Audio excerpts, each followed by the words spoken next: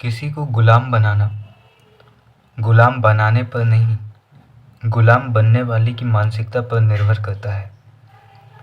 कई बार मन में ये सवाल उठते हैं कि क्यों आज तक नेपाल को गुलाम नहीं बनाया जा सका? क्यों ब्रिटिशर्स के बाद अमेरिका भी कोशिश करते रहे, लेकिन वे तालिबान या अफ़गानिस्तान पर शांति स्थापित नहीं कर सके? क्यों?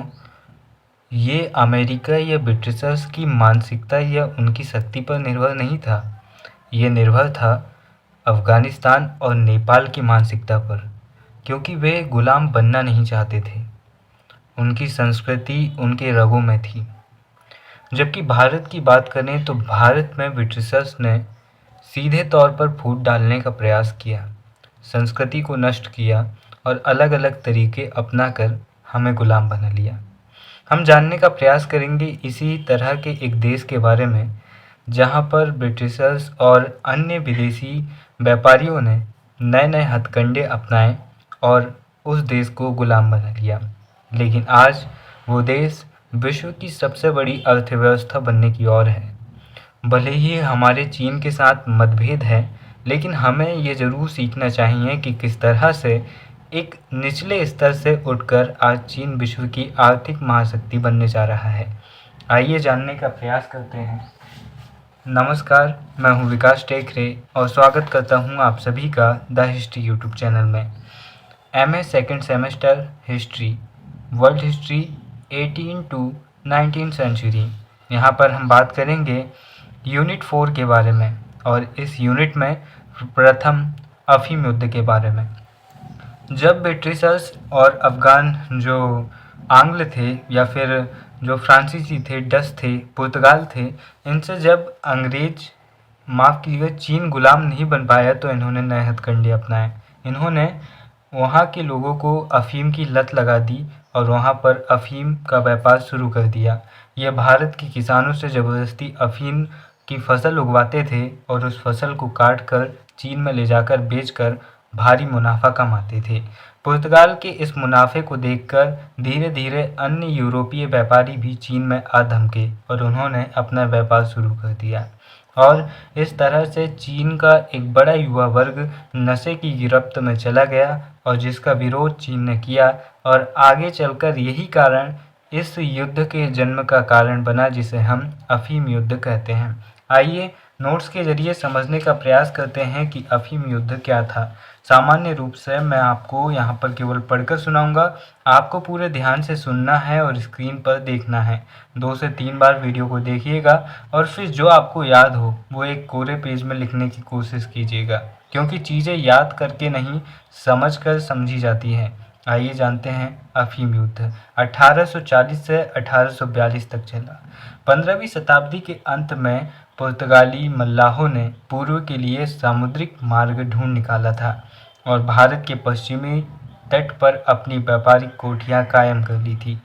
आगे चलकर उन्होंने मलक्का को जीता और फिर मलय प्रायद्वीप का चक्कर काटकर 1517 ईस्वी में चीन के बंदरगाह कैंटन पहुंचे। 1517 ईस्वी में चीनी सरकार ने उन्हें मकाओ नामक स्थान पर बसने की अनुमति दे दी। वहां उन्होंने अपनी अफीम की कोठियां स्थापित की। चीन के व्यापार से पुर्तगालियों का व्यापारिक लाभ देखकर स्पेन और हॉलैंड व्यापारी भी चीन आ पहुंचे। 1637 में इंग्लैंड के 5 जहाज़ों ने कैंटन में प्रवेश किया और वे चीन के व्यापार को हथियाने लगे। पुर्तगालियों ने चीनियों को तंबाकू और अफीम का प्रयोग करना सिखा दिया था। वे भारत से अफीम ले जाकर चीन में बेचते थे। चीनी जानते थे कि उन्हें यूरोपीय माल की जितनी आवश्यकता थी, उससे कहीं अधिक ज़रूरत यूरोपियों को उनके माल की थी। मांचू शासक, जिन्हें हम दिव्य साम्राज्य के नाम से भी जानते हैं, इस समय यह शासन में था। जब इन व्यापारियों ने इनसे अनुमति मांगी कि वे अपने राजनयिकों को चीन में लाना चाहते हैं, तो मांचू शासकों और या दिव्य साम्राज्य ने साफ तौर पर इस बात से इनकार कर दिया। और फिर यहाँ पर से धीरे धीरे वे घटनाएं शुरू होने लगी जो अफीम युद्ध का कारण बनी। दोस्तों, चीन में प्रथम अफीम युद्ध 1840 में प्रारंभ हुआ, जो 1842 ईस्वी में समाप्त हुआ। इसके प्रमुख कारण क्या थे, वे हम जानते हैं। यहाँ पर हम देखते हैं कि विदेशी व्यापारियों की कुछ मनमानियाँ चल रही थी। 1800 में ही चीन ने अपने यहाँ अफीम पर पाबंदी लगा दी थी। इसके बावजूद विदेशी व्यापारियों के मन में बिल्कुल भी डर नहीं था। वे खुलेआम तौर पर अफीम का व्यापार करते थे और भारी लाभ कमाते थे। इससे सांस्कृतिक और सामाजिक नुकसान केवल और केवल चीन को था। इसके कारण सरकार ने कई बार उनसे पाबंदी या फिर मनाही करने का भी प्रयास किया, परंतु ये बात उनकी समझ से परे थी। फिर मांचू साम्राज्य, जिसे हम दिव्य साम्राज्य के बारे में नाम से जानते हैं, और जो लंबे समय से चीन पर शासन कर रहा था और जिसका एक छत्र राज्य था, वह अब कमज़ोर होने लगा था। उसके जो अधिकारी थे वे भ्रष्ट हो चुके थे और साथ ही वे अब अपनी मनमानी करने लगे थे। केंद्रीय शासन अब उतना मजबूत नहीं था जितना कि होना चाहिए था, जिसके कारण विदेशी व्यापारी बड़ी आसानी से रिश्वत देकर अपना कार्य करवा सकते थे। और 1830 और 40 के दशक में चीन की जो अर्थव्यवस्था थी वह प्रतिकूल होने लगी थी, यानी कि उनकी अर्थव्यवस्था में अब निर्यात की बजाय आयात ज़्यादा होने लगा था। एक अर्थव्यवस्था, आपको बता दूं कि अर्थव्यवस्था का जो व्यापारिक संतुलन होता है अर्थशास्त्र की भाषा में, वह दो प्रकार से होता है। पहला अनुकूल और दूसरा प्रतिकूल। अनुकूल का मतलब होता है कि हमारे आयात और निर्यात दोनों से निर्यात ज़्यादा है, यानी कि हम लाभ ज़्यादा कमाते हैं और ख़रीदारी कम करते हैं। जबकि प्रतिकूल होने का मतलब ये होता है कि हम बेचते कम हैं और ख़रीदते ज़्यादा हैं। जैसे हम अभी भारत की वर्तमान स्थिति की बात करें तो हम चीन को कम सामान बेचते हैं और चीन से ज़्यादा सामान खरीदते हैं। तो चीन और भारत का व्यापार प्रतिकूल स्थिति में है भारत के नज़रिए से। तीसरा हम देखते हैं क्योतो की परंपरा या फिर क्योतो की प्रथा। यह ठीक उसी प्रकार की प्रथा है जिस प्रकार की प्रथा को दिल्ली सल्तनत में बलबन के द्वारा शुरू किया गया था और आगे चलकर मुगल सम्राटों ने भी इसका अनुसरण किया। इस प्रथा में भारतीय सम्राटों की परंपरा की तरह ही विदेशी व्यापारी या फिर किसी भी बाहर से आने वाले व्यक्ति को झुककर सम्राट के आगे प्रणाम करना पड़ता था। जैसे कि भारत में हम सिजदा और पैगौस परंपरा के बारे में जानते हैं, जहाँ पर लेटकर शासक को प्रणाम करना होता था। इस क्योतो की प्रथा से विदेशी व्यापारी, अंग्रेजी राजदूत और सबसे बड़ी बात ईसाई धर्म प्रचारकों का अपमान हो रहा था। इससे उनके मन में गहरा असंतोष पैदा हो रहा था। अब आप ही सोचिए, आपके कोई परम पूजनीय गुरुजी किसी के आगे जाकर सर झुकाते हैं जिसके आपकी नज़रों में कोई वैल्यू नहीं है, तो आप क्या करेंगे? आप उठाएंगे हाथ और दे देंगे उसको कि तुमने हमारे गुरुजी को क्यों झुकाया। इसी तरह से इन विदेशी व्यापारियों के मन में भी असंतोष पैदा हो गया था। चीन वालों की तो यह परंपरा थी, लेकिन इसे विदेशी व्यापारी नहीं समझ सके। चौथा आता है चीन सरकार का अफीम के आयात पर कठोर नियंत्रण। चीन की सरकार ने अफीम के आयात पर पूरी तरह से पाबंदी लगा दी थी। 1839 में चीन की सरकार ने अफीम के आयात को रोकने के लिए कठोर कदम उठाए। उसने कैंटन में रहने वाले विदेशी व्यापारियों को आदेश दिया कि उनके पास जितनी अफीम हो उसे चीनी अधिकारियों के सुपुर्द कर दे। व्यापारियों ने इस आदेश को मानने से इनकार कर दिया। तभी चीन के एक अधिकारियों ने उनकी कोठियों को घेर लिया और उनसे अफीम छीन कर नष्ट कर दी। उस अफीम की पेटियों की संख्या थी 20,000 और जिनकी उस समय कीमत 60 लाख डॉलर थी। अफीम की घटना से अंग्रेजों को युद्ध का बहाना मिल गया, क्योंकि उनके मन में भारी आक्रोश था। इसके बाद हम देखते हैं 5वां चीनी नाविक की हत्या। ये तात्कालिक कारण भी कहा जा सकता है। 7 जुलाई 1839 ईस्वी को नाविकों के पारस्परिक झगड़े में एक चीनी नाविक की हत्या कर दी गई थी। चीन के अधिकारियों ने अंग्रेज व्यापार अधीक्षक एलियट से अपराधी को सौंपने की मांग की, किंतु अंग्रेजों ने अपराधी को तनाव का सौंपने से मना कर दिया। इससे दोनों देशों के बीच में तनाव का माहौल उत्पन्न हुआ और इससे युद्ध हो गया। 1840 ईस्वी में इंग्लैंड ने चीन के विरुद्ध युद्ध की घोषणा कर दी। यह युद्ध इतिहास में अफीम युद्ध के नाम से प्रसिद्ध है। यह युद्ध 1842 ईस्वी तक चला। पूरे युद्ध के दौरान चीन की एक बहुत बड़ी दुर्बलता प्रकट हुई, जो आगे दीर्घ काल तक कायम रही। पूरे चीन साम्राज्य ने एकजुट होकर इकाई के रूप में युद्ध किया ही नहीं, देश के विभिन्न भागों में अलग-अलग युद्ध किया, और वह भी तब जबकि शत्रु ने उन पर सीधा आक्रमण कर दिया था। अंग्रेजों ने चीन के उन नगरों पर गोलीबारी की जहां तक समुद्र तट से उनकी तोपों के गोले पहुंच सकते थे। सिकियांग पर अंग्रेजों का अधिकार हो गया, अतः बाध्य होकर चीन को संधि करनी पड़ी। इसके बाद में नानकिन की संधि हुई, और ऑब्जेक्टिव में कब हुई संधि यह पूछ लिया जाता है तो याद रखिएगा 1842 में नानकिन की संधि हुई थी, और यह वह संधि है जहां पर से चीन में उपनिवेशवाद का प्रारंभ होता है। यहाँ पर चीनियों को नानकिन की संधि मजबूरी में करनी पड़ी, क्योंकि यह उनके लिए बहुत ज़्यादा अपमानजनक थी।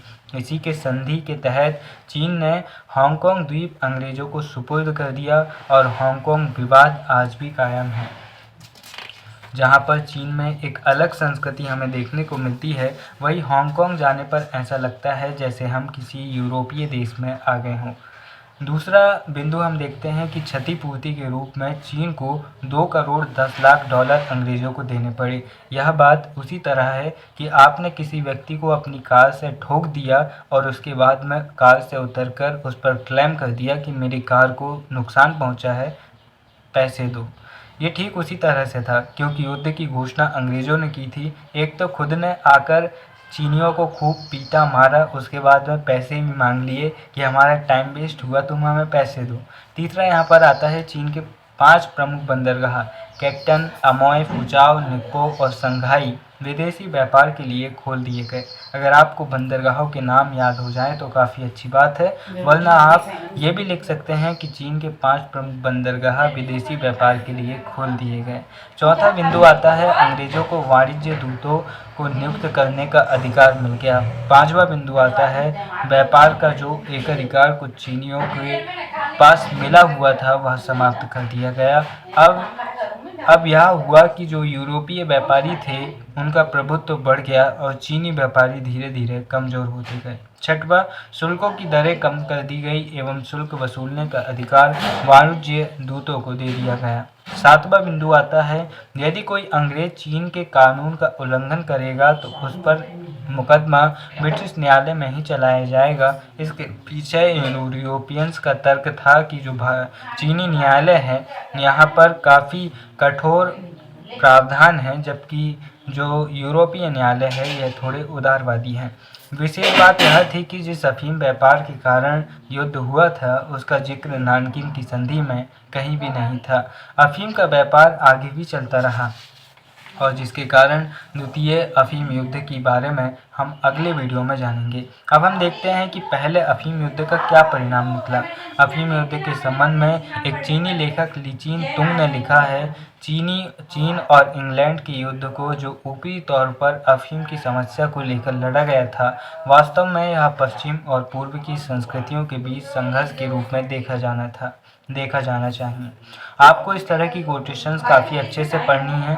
दोस्तों, आपको बता दूं कि जो चीनी उपनिवेश बनाने की बात रही तो यहाँ पर सीधे तौर पर ये उनकी संस्कृतियों पर प्रहार नहीं कर पाए, बड़ी आसानी से उन पर धार्मिक दबाव नहीं डाल पाए, जिसके कारण इन्हें नए नए हथकंडे अपनाने पड़े चीनी संस्कृति और सभ्यता को नष्ट करने का।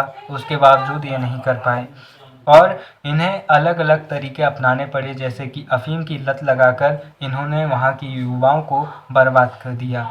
जब अमेरिकियों और फ्रांसीसियों को संधि की शर्तों का पता चला तो उन्होंने भी चीन की सरकार पर दबाव डाला और 1844 में अपने अपने लिए वे सब अधिकार प्राप्त कर लिए जो अंग्रेजों को दिए जा चुके थे।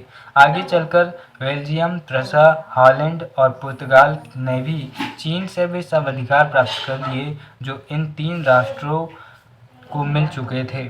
चीन के इतिहास में वह युग प्रारंभ हो गया जिसे असमान संधियों के युग के नाम से जाना जाता है।